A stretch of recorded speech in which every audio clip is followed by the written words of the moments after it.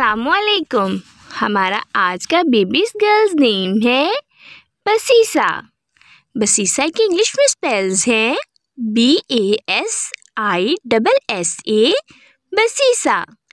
इस नेम का मज़हब है इस्लाम और इस नेम का जिन्स है लड़की। ये एक इस्लामिक नेम है और मुसलमान घरानों में ये लड़कियों का रखा जाता है नाम। बसीसा इस नेम के मायने हैं मिठाई।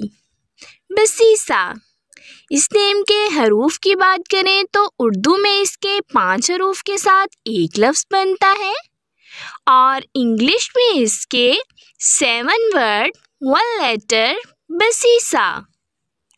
इस नेम की तफसील जान लेते हैं। इस नेम की तफसील है बसीसा फ़ातिमा, बसीसा ज़ैनब। इस तरह से हम ये नाम रख सकते हैं। आप भी अपने नाम का मायने जानने के लिए कमेंट्स में अपना नाम लिखें और मायने जानिए। एंड अपने नाम की स्पेशल वीडियो बनवाने के लिए भी आप मेरे कमेंट बॉक्स में अपना नाम कमेंट कर सकते हैं। And please subscribe my channel, like, comment and share. Okay dears, फिर मिलेंगे न्यू नेम न्यू वीडियो के साथ। अपना ख्याल रखिएगा, दुआओं में याद रखिएगा। अल्लाह हाफिज़ और सब्सक्राइब करना बिल्कुल ना भूलिएगा।